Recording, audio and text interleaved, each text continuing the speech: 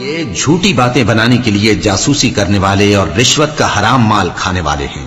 اگر یہ تمہارے پاس کوئی مقدمہ فیصل کرانے کو آئیں تو تم ان میں فیصلہ کر دینا یا روگردانی کر لینا، اور اگر ان سے روگردانی کرو گے تو وہ تمہارا کچھ بھی نہیں بگاڑ سکیں گے۔ اور اگر فیصلہ کرنا چاہو تو انصاف کا فیصلہ کرنا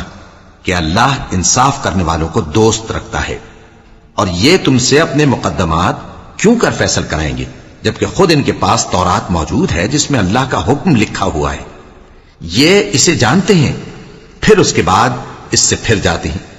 اور یہ لوگ ایمان ہی نہیں رکھتے۔ بے شک ہم نے تورات نازل فرمائی جس میں ہدایت اور روشنی ہے، اسی کے مطابق انبیاء جو اللہ کے فرما بردار تھے یہودیوں کو حکم دیتے رہے ہیں، اور مشائخ اور علماء بھی، کیونکہ وہ اللہ کی کتاب کے نگہبان مقرر کیے گئے تھے اور اس پر گواہ تھے، یعنی حکم الہی کا یقین رکھتے تھے۔ سو تم لوگوں سے مت ڈرنا اور مجھی سے ڈرتے رہنا، اور میری آیتوں کے بدلے تھوڑی سی قیمت نہ لینا، اور جو اللہ کے نازل فرمائے ہوئے احکام کے مطابق حکم نہ دے تو ایسے ہی لوگ کافر ہیں۔ اور ہم نے ان لوگوں کے لیے تورات میں یہ حکم لکھ دیا تھا کہ جان کے بدلے جان، اور آنکھ کے بدلے آنکھ، اور ناک کے بدلے ناک، اور کان کے بدلے کان، اور دانت کے بدلے دانت، اور سب زخموں کا اسی طرح بدلہ ہے۔ اب جو شخص بدلہ معاف کر دے وہ اس کے لیے کفارہ ہوگا،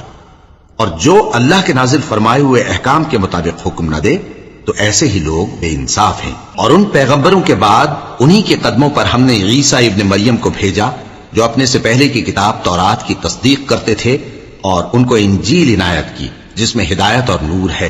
اور تورات کی جو اس سے پہلی کتاب ہے تصدیق کرتی ہے، اور پرہیزگاروں کو راہ بتاتی اور نصیحت کرتی ہے۔ اور اہل انجیل کو چاہیے کہ جو احکام اللہ نے اس میں نازل فرمائے ہیں اس کے مطابق حکم دیا کریں، اور جو اللہ کے نازل کیے ہوئے احکام کے مطابق حکم نہ دے گا تو ایسے لوگ نافرمان ہیں۔ پیغمبر، ہم نے تم پر سچی کتاب نازل کی ہے جو اپنے سے پہلی کتابوں کی تصدیق کرتی ہے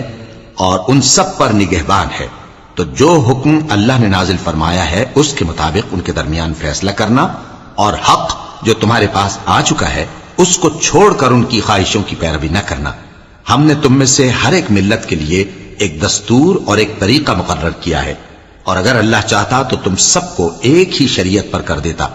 مگر جو حکم اس نے تم کو دیے ہیں ان میں وہ تمہاری آزمائش کرنا چاہتا ہے۔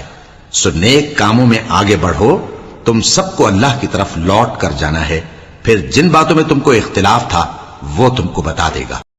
اور ہم پھر تاکید کرتے ہیں کہ جو حکم اللہ نے نازل فرمایا ہے اسی کے مطابق ان میں فیصلہ کرنا اور ان کی خواہشوں کی پیروی نہ کرنا،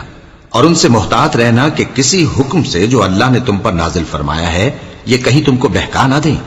اب اگر یہ نہ مانے تو جان لو کہ اللہ چاہتا ہے کہ ان کے بعض گناہوں کے سبب ان پر مصیبت نازل کرے، اور اکثر لوگ تو نافرمان ہیں ہی۔